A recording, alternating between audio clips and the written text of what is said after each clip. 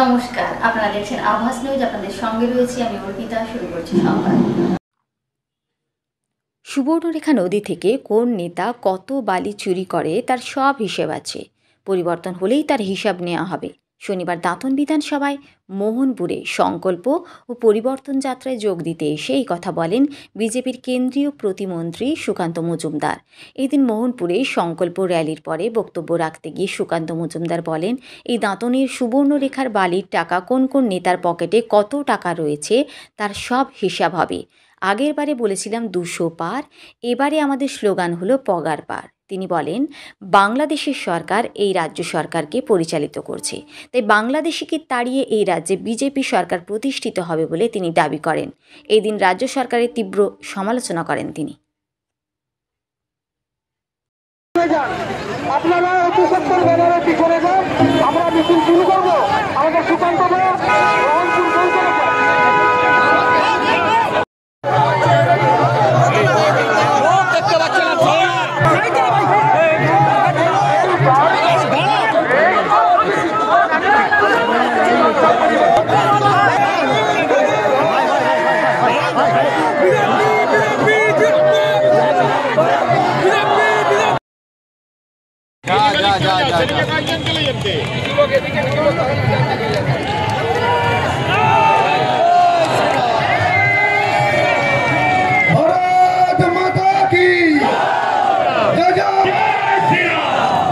আমাদের দেশের মহান নেতা নরেন্দ্র মোদী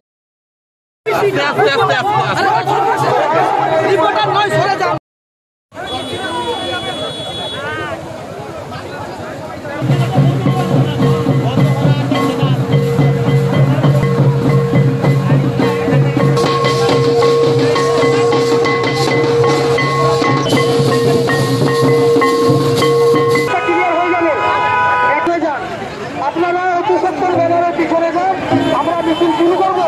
আমাদের সুকান্ত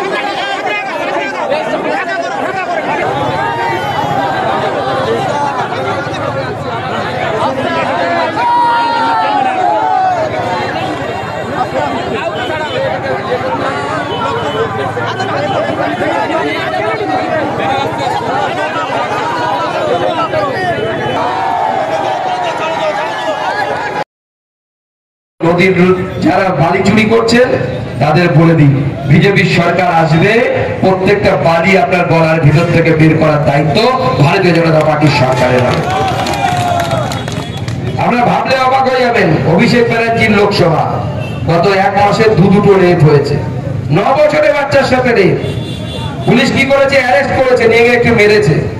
ভারতীয় জনতা পার্টির সরকার এলে শুধু ওইটুকু হবে না, ভারতীয় জনতা পার্টির সরকার এলে যারা রেপ করবে সেই রেপিস্টের বাড়ি বুলডোজার দিয়ে গুড়িয়ে দেওয়ার কাজ ভারতীয় জনতা পার্টির সরকার।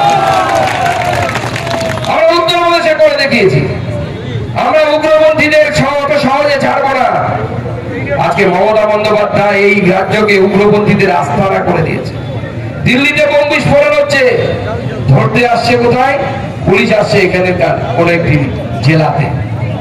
অবাক হয়ে যাবেন, দিল্লিতে দাঙ্গা হলো, সেই দাঙ্গায় অভিযুক্ত যে ব্যক্তি সে আপনাদের মেদিনীপুরের লোক। শুভেন্দুদার গাড়ির উপরে হামলা করেছিল 21 সালে ভোটের রেজাল্টের দিন, সে বেটা দিল্লিতে গিয়ে দাঙ্গা করছে। আজকে ভাবতে অবাক লাগছে যে পশ্চিমবঙ্গ একসময় গোটা ভারতবর্ষে শিক্ষক, বিজ্ঞানী এই সমস্ত কিছু সাপ্লাই করত, আজকে আমরা উগ্রপন্থী সাপ্লাই করছি। আর এই ক্রেডিট যদি কারো পেতে হয় তা হচ্ছে একমাত্র মমতা বন্দ্যোপাধ্যায় আর তৃণমূল কংগ্রেসের। এবং সেই জন্য মমতা বন্দ্যোপাধ্যায় এবং তৃণমূল কংগ্রেসের সরকারকে 26-এর নির্বাচনে আমরা সরাবো। কি সরাবেন তো? সরাবেন তো? সরাবেন তো? এই লড়াই কাউকে মুখ্যমন্ত্রী বানানোর বা বিজেপি সরকার গঠনের লড়াই নয়।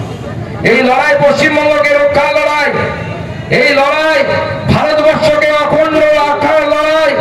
আপনার আগামী প্রজন্ম পড়াশোনা করতে পারবে কিনা তার লড়াই, আপনার আগামী প্রজন্ম আয়ুষ্মান ভারত পাবে কিনা তার লড়াই, আপনার আগামী প্রজন্ম বিশ্বকর্মা যোজনা পাবে কিনা তার লড়াই, আপনার দাদর স্টেশন ভালো হবে কিনা, সেখানে নতুন কোনো বড় ট্রেনের স্টপেজ পাবে কিনা।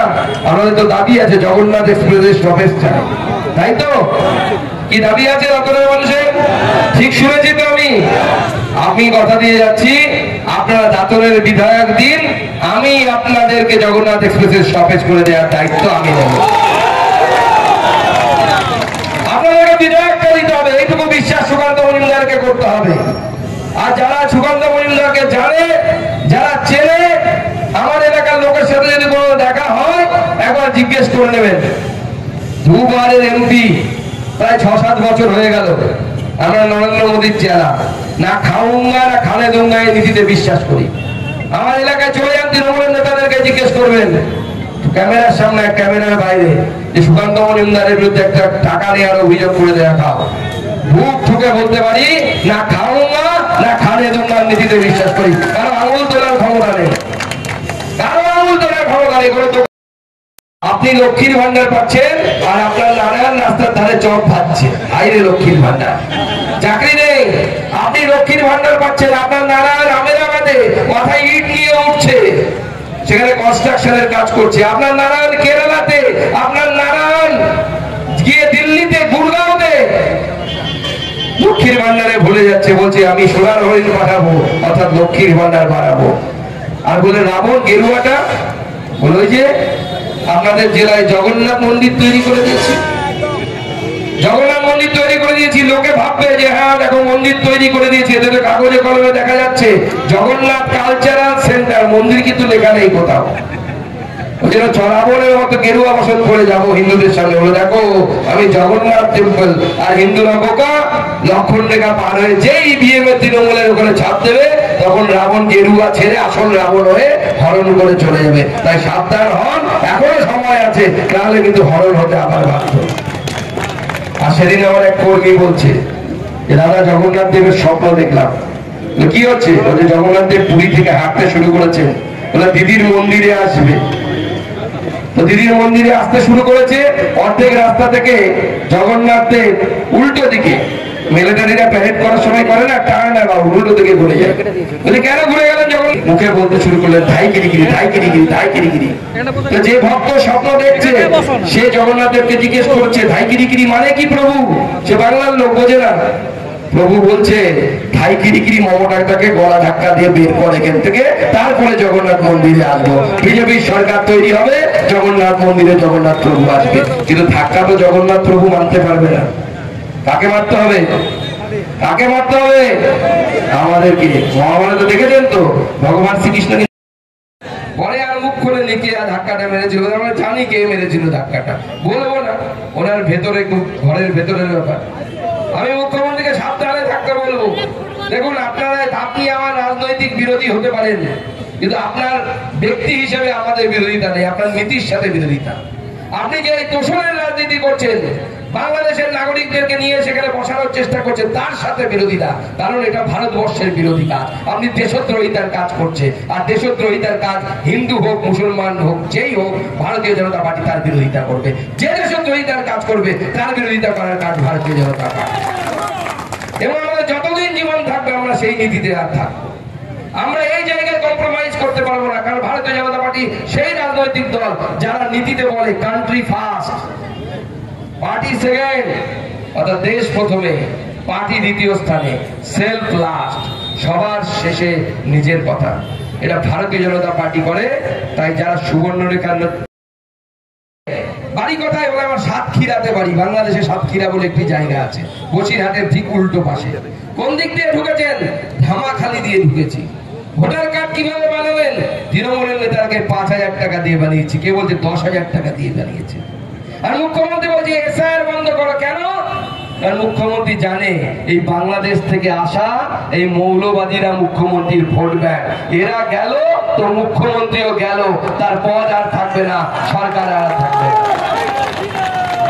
তাই যখন তারা যাচ্ছে, পেছনে নবান্নে বসে মুখ্যমন্ত্রী গান গাইছে, না যাও সাইয়া ছুড়াকে বইয়া।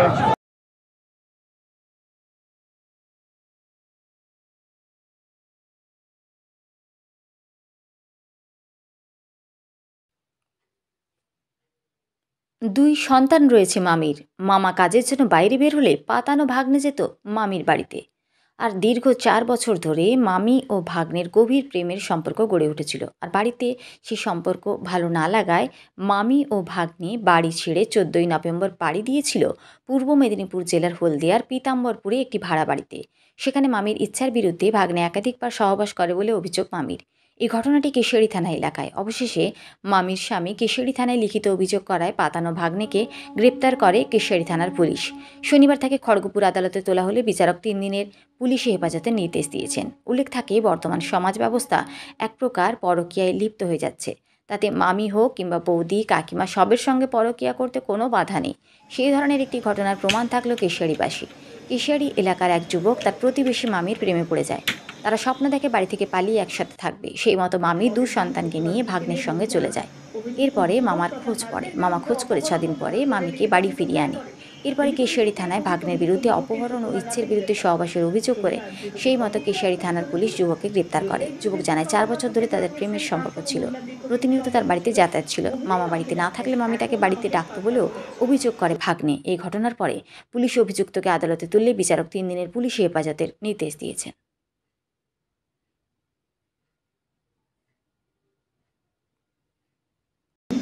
ওর সঙ্গে আমার সম্পর্ক ছিল, ভালোবাসার সম্পর্ক ছিল গত 4 বছর ধরে। 4 বছর ধরে ওর সঙ্গে আমার সর্বপ্রথম সম্পর্ক হয়, সর্বপ্রথম হয়।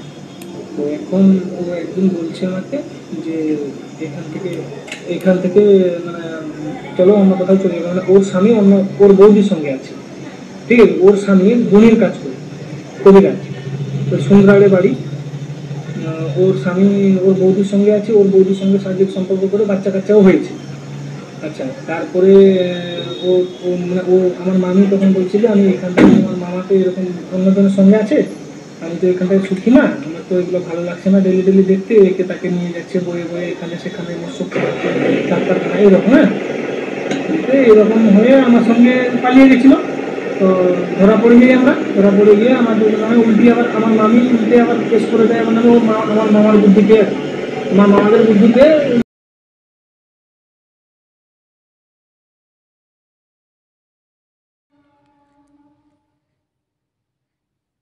ভ্রাম্যমাণ মেডিকেল ইউনিটে বসে চিকিৎসা করছেন গোপীবল্লভপুরের বিধায়ক ডক্টর খগেন্দ্রনাথ মাহাতো। ডাক্তার বিধায়ককে পুরনো রূপে পেয়ে খুশি এলাকার মানুষও। তৃণমূল স্তরে স্বাস্থ্য পরিষেবা পৌঁছে দিতে জেলার 4টি মোবাইল মেডিকেল ইউনিট চালু করা হলো আজ। সরকার পরিবর্তনের সাথে সাথে স্বাস্থ্য ব্যবস্থারও আমূল পরিবর্তন হয়েছে ঝাড়গ্রাম জেলায়। জেলায় এখন মেডিকেল কলেজ সহ 3টি সুপার স্পেশালিটি হাসপাতাল। স্বাস্থ্যকেন্দ্রের সংখ্যাও বেড়েছে অনেকটাই। বেলপাহাড়ি, লালগড় এখন ব্লক হাসপাতাল। তারপরও প্রত্যন্ত এলাকার মানুষের সুবিধার জন্য রাজ্য সরকার চালু করল ভ্রাম্যমাণ স্বাস্থ্য পরিষেবা আজ থেকে। স্বাস্থ্যকেন্দ্র থেকে কিছুটা দূরে অবস্থিত গ্রামবাসীদের সুস্বাস্থ্যের লক্ষ্যে এই ভ্রাম্যমাণ স্বাস্থ্য পরিষেবা, যা এবার বিধানসভা ভোটের আগে এক বড় চমক। ঝাড়গ্রাম জেলার 4টি বিধানসভা এলাকায় আজ শুরু হলো এই মোবাইল স্বাস্থ্য পরিষেবা। এদিন গোপীবল্লভপুর বিধানসভার সাঁকরাইল ব্লকের ফুলবনী প্রাথমিক বিদ্যালয় চত্বরে ফিতা কেটে এই প্রকল্পের আনুষ্ঠানিক উদ্বোধন করেন গোপীবল্লভপুরের ডাক্তার বিধায়ক খগেন্দ্রনাথ মাহাতো। তারপর নিজেই রোগী দেখতে বসে যান। নিজে বিএমওইচ থাকার সময়ও এলাকায় ঘুরে রোগীদের খবর রাখতেন, ক্যাম্প করে চিকিৎসা করতেন। আর আজ যখন তৃণমূল স্তরে সরকারিভাবে চিকিৎসা পৌঁছে দেওয়ার পরিকল্পনা নেওয়া হয়েছে, তখন নিজেই ফের চিকিৎসকের ভূমিকা পালন করলেন। গ্রামবাসীদের শারীরিক পরীক্ষা করে প্রেসক্রিপশন লিখে দেন এবং প্রয়োজন অনুযায়ী ওষুধের উপদেশ দেন। সাথে ছিলেন আরও ডাক্তারবাবুরা। এদিন বিধায়ক জানান, প্রত্যন্ত এলাকার মানুষ যাতে প্রাথমিক ও জরুরি চিকিৎসা পায় তার জন্যই সরকারের এই উদ্যোগ। বয়স্ক মানুষ থেকে শুরু করে মহিলা ও শিশুরা চিকিৎসার জন্য ভিড় করে। এই ভ্রাম্যমাণ চিকিৎসা জানে ছিলেন ডাক্তার, নার্স, ফার্মাসিস্ট ও ল্যাব টেকনিশিয়ান। সঙ্গে থাকছে আধুনিক চিকিৎসার সরঞ্জাম ও প্রয়োজনীয় ওষুধ। রোগ নির্ণয়ের জন্য haemoglobin, pregnancy, malaria, ECG, blood sugar সহ প্রায় 35টি বিনামূল্যের ডায়াগনস্টিক টেস্ট এই গাড়ির মধ্যেই সম্পন্ন হবে। জেলার প্রত্যন্ত গ্রামাঞ্চল ও অসুবিধাগ্রস্ত মানুষের দোরগোড়ায় পৌঁছে যাবে এই স্বাস্থ্য পরিষেবা। বিধায়কের ডাক্তারি পেশায় ফিরে আসা দেখে খুশি গ্রামবাসীরাও। গ্রামবাসীদের আশা, এই স্বাস্থ্য পরিষেবা তাঁদের জীবনে বড় পরিবর্তন আনবে।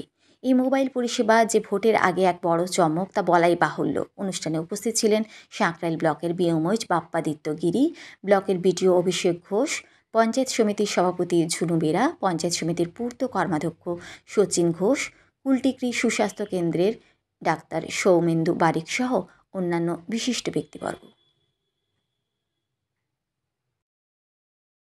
বাড়িতে গিয়ে পরিষেবা একদম, যেটা আমাদের সরকারের যেটা একটা মহৎ উদ্যোগ স্যার, এটা দুয়ারে সরকার যেমন ছিল, দুয়ারে হাসপাতাল সেখানে মেডিকেল অফিসার থাকছেন, টেকনিশিয়ান থাকছেন, তার সমস্ত রকম টেস্ট হবে, তাই তো?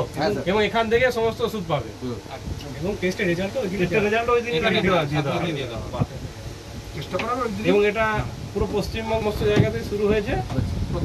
প্রত্যন্ত যেখানে আমরা হয়তো হার্ড টু রিচ এরিয়া আছে, যেখানে হয়তো আমরা আমাদের নেই হেলথ সেট আপ, বড় সেট আপ নেই, হেলথ সেট আপ আছে, উপস্বাস্থ্য কেন্দ্র আছে বা সুস্বাস্থ্য কেন্দ্র আছে। তার আগে কিন্তু এখানে রেজিস্ট্রেশন করতে হবে, ওখানে গিয়ে রেজিস্ট্রেশন করুন, করে বসুন, সবাইকে আমরা কাউকে বলবো। কি নাম? বাবাজি পিসকা ভাইয়া। নমস্কার।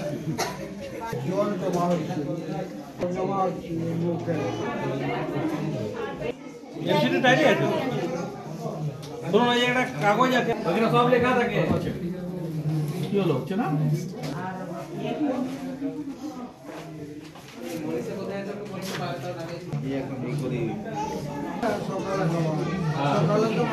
সকালে খাবার পর, হ্যাঁ, এইটা রাত্রে খাবার ওই যে আছে। হ্যাঁ, মাননীয় মুখ্যমন্ত্রী মমতা বন্দ্যোপাধ্যায়ের স্বপ্নের প্রকল্প আপনারা দেখেছেন যে মানুষের সুস্বাস্থ্যের জন্য উনি কাজ করে গেছেন। ঠিক একই রকমভাবে আজকে আমরা দেখছি যে গ্রাম বাংলার প্রত্যন্ত এলাকায়, দুর্গম এরিয়াতে আজকে সুপার স্পেশালিটি সুবিধাযুক্ত যে বাসগুলো, সেগুলো কিন্তু পৌঁছে দিচ্ছেন মাননীয় মুখ্যমন্ত্রী মমতা বন্দ্যোপাধ্যায়। ঠিক একই রকমভাবে আজকে আমাদের এই সাঁকরাইল ব্লকের কুলটিক্রি অঞ্চলের ফুলবনী প্রাথমিক স্কুলে এখানে কিন্তু একটা বাস পৌঁছেছে। সেখানে কিন্তু আমরা বাসের উদ্বোধনের সাথে সাথে আমরা দেখলাম এখানে মানুষজন ওনারা চিকিৎসার জন্য এসেছেন। ওনারা এখানে সমস্ত রকম ব্লাড টেস্ট থেকে শুরু করে, ইসিজি থেকে শুরু করে সমস্ত ধরনের ওষুধ যেগুলো প্রয়োজন মানুষের, সেগুলো কিন্তু এখান থেকে তারা পেয়ে যাচ্ছেন। অর্থাৎ প্রত্যন্ত এরিয়ায় মানুষও যাতে কোনোভাবে মাননীয় মুখ্যমন্ত্রী মমতা বন্দ্যোপাধ্যায়ের দুয়ারে ডাক্তার, দুয়ারে রেশন যেমন চালু হয়েছে, ঠিক একই রকম আজকে দেখেছেন দুয়ারে চিকিৎসক সহ পুরো একটা হাসপাতাল বলতে পারি আমরা, সেই চিকিৎসা কেন্দ্রটা কিন্তু উঠে এসেছে পশ্চিমবঙ্গ সরকারের ঐকান্তিক প্রচেষ্টায়। মাননীয় মুখ্যমন্ত্রী মমতা বন্দ্যোপাধ্যায়ের মস্তিষ্ক প্রসূত এই যে প্রকল্প, তো তার শুভ উদ্বোধন আজকে আমাদের এখানে হলো। আজকে ঝাড়গ্রাম জেলায় প্রায় 4টি বিধানসভাতেই চলছে, বেলপাহাড়িতে চলছে, বিনপুরে চলছে, পাশে আমাদের নয়াগ্রাম ব্লক আছে সেখানেও চলছে। তো এখানে মানুষজনের সামগ্রিকভাবে যেভাবে উৎসাহ দেখলাম, সত্যি মাননীয় মুখ্যমন্ত্রী মমতা বন্দ্যোপাধ্যায়ের প্রতি ওনাদের যে বিশ্বাস, সেটা কিন্তু একই রকমভাবে আছে এবং সর্বোপরি মানুষের খুব সুবিধে হচ্ছে। আগামী দিনে আশা করা যাচ্ছে মানুষ যে সুস্বাস্থ্য নিয়ে মাননীয় মুখ্যমন্ত্রী মমতা বন্দ্যোপাধ্যায় ওনাদের কথা ভাবছেন এবং তার প্রকল্পটা সঠিকভাবে রূপায়িত হবে, এই আশা রেখে আমরা কাজ করছি। সকলে ভালো থাকার জন্যই আমরা এই ব্যবস্থা করা। কবে হবে এরপরে? আর দেখুন, ক্যাম্প মোডে আমাদের আমাদের গোপীবল্লভপুর বিধানসভায় বিভিন্ন অঞ্চলে ঘুরে ঘুরে এই বাসগুলো যাবে প্রত্যন্ত এলাকা দুর্গম এরিয়া, যেখানে মানুষের হয়তো প্রতি মুহূর্তে প্রাথমিক স্বাস্থ্যকেন্দ্রে যাওয়া দূর হচ্ছে, বা কোনো কারণে বাড়িতে কেউ নেই, সেক্ষেত্রে বাড়ির পাশে যদি আমাদের ডাক্তারবাবুদের পাই সেক্ষেত্রে সুবিধাই হচ্ছে মানুষ।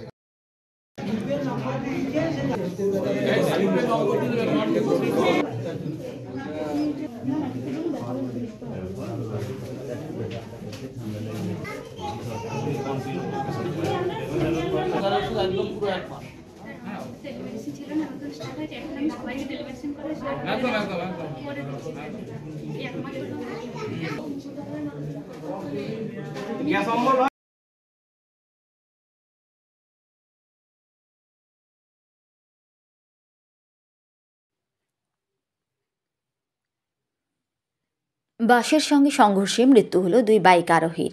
শনিবার দুপুরে ঘটনাটি ঘটেছে পশ্চিম মেদিনীপুর জেলার পিংলার মুন্ডুমারি এলাকায় রাজ্য সড়কের ওপরে। পুলিশ সূত্রে জানা গেছে, দুজনেই বাইকে চড়ে ময়না থেকে বালিচকের দিকে যাচ্ছিলেন। সেই সময় যাত্রীবাহী বাস ধাক্কা মারে বাইকটিতে। পুলিশ জানিয়েছে, মৃত দুজনের নাম হুরাইরা বয়স 20 এবং আসাদুল মলিরা বয়স 20। তাদের দুজনেরই বাড়ি পাঁশকুড়া থানা এলাকায়। সূত্রের খবর, শনিবার দুপুরে রাজ্য সড়ক ধরে বাইকে ময়না থেকে বালিচকের দিকে যাচ্ছিলেন ওই 2 যুবক। সেই সময় বালিচক থেকে সবঙ্গের দিকে যাচ্ছিল বাসটি। দুর্ঘটনার সময় বাসে একাধিক যাত্রী ছিলেন বলে জানা গেছে। মুন্ডুমারি এলাকায় নিয়ন্ত্রণ হারিয়ে বাসটি ধাক্কা মারে বাইকে। বাসের চাকায় পিষ্ট হয়ে যান 2 যুবক। স্থানীয়রা দ্রুত 2 যুবককে উদ্ধার করে পিংলা হাসপাতালে নিয়ে গেলে চিকিৎসক তাঁদের মৃত বলে ঘোষণা করেন। দুর্ঘটনার পরে পুলিশ ঘটনাস্থলে পৌঁছায়। বাসটিকে আটক করা হয়েছে, কিন্তু বাসের চালক পলাতক। তার খোঁজে তল্লাশি চালাচ্ছে পুলিশ। চালকের অন্যমনস্কতা নাকি বাসের কোনো যান্ত্রিক ত্রুটি ছিল তা খতিয়ে দেখা হচ্ছে। জানা গেছে, বাসের মধ্যে থাকা যাত্রীরা সবাই সুরক্ষিত রয়েছেন। সূত্রের খবর, 2 বাইক আরোহীর কারো মাথাতেই হেলমেট ছিল না। পুলিশ প্রশাসনের নিষেধাজ্ঞা, সতর্কতা সত্ত্বেও একাধিক জায়গায় বাইক দুর্ঘটনার খবর সামনে আসছে। অনেক সময়ই মৃত্যুও হচ্ছে তাদের। আবারও একই কারণে 2 যুবকের মৃত্যুর ঘটনায় এলাকায় ব্যাপক চাঞ্চল্য ছড়িয়েছে।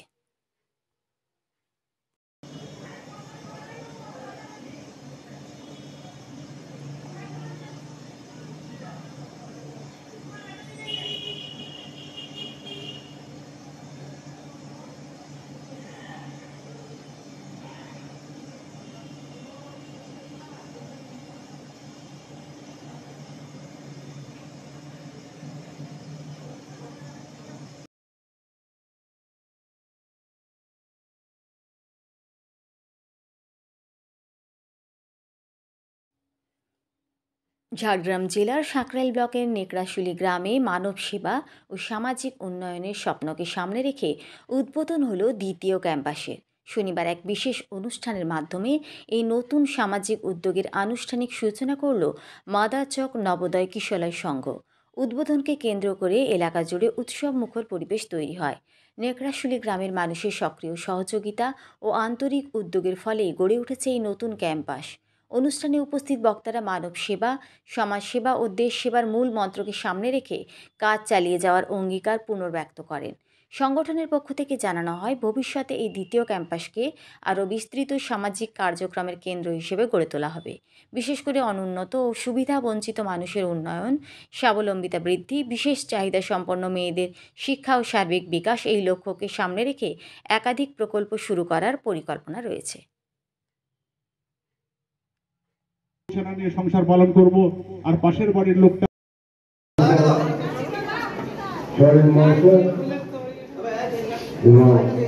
সঙ্গে আছে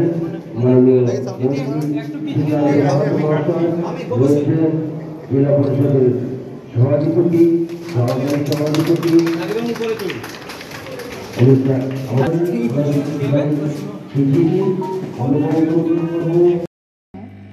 আমি কানেও শুনতে পাই না, কথাও বলতে পারি না। আমি মাদারচক নবোদয় কিশলয় সংঘ হোমে থাকি। আমি সাইনের মাধ্যমে আপনাদেরকে একটি কবিতা দেখাতে চাই। ইগোর ভুলিয়া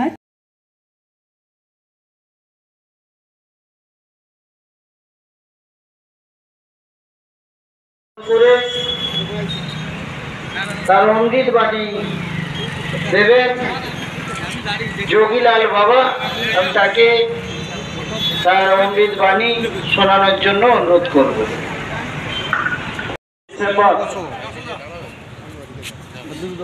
কলকাতা ব্রিগেড প্যারেড ময়দানে এক ঐতিহাসিক 5 লক্ষ কণ্ঠে গীতা পাঠ হবে।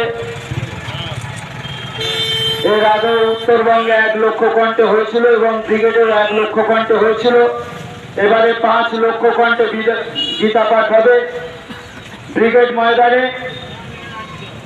আমরা সন্ত যাত্রার মাধ্যমে সকল সনাতনীদের কাছে এবং গ্রামে গঞ্জে আমাদের এই সন্ত যাত্রা বিভিন্ন আশ্রম মঠ মিশন হয়ে আপনাদের এই বাজারে এসেছে। আমরা ঝাড়গ্রাম থেকে শুরু করে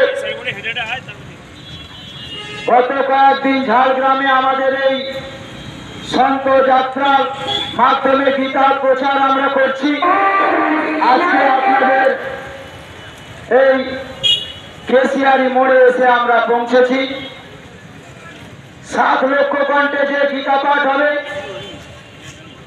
ওখানে উপস্থিত থাকবেন কুরুক্ষেত্রের গীতা মনীষী মহামন্ডলেশ্বর স্বামী জ্ঞানানন্দজি মহারাজ উপস্থিত থাকবেন। সংবাদ এই পর্যন্তই। নমস্কার।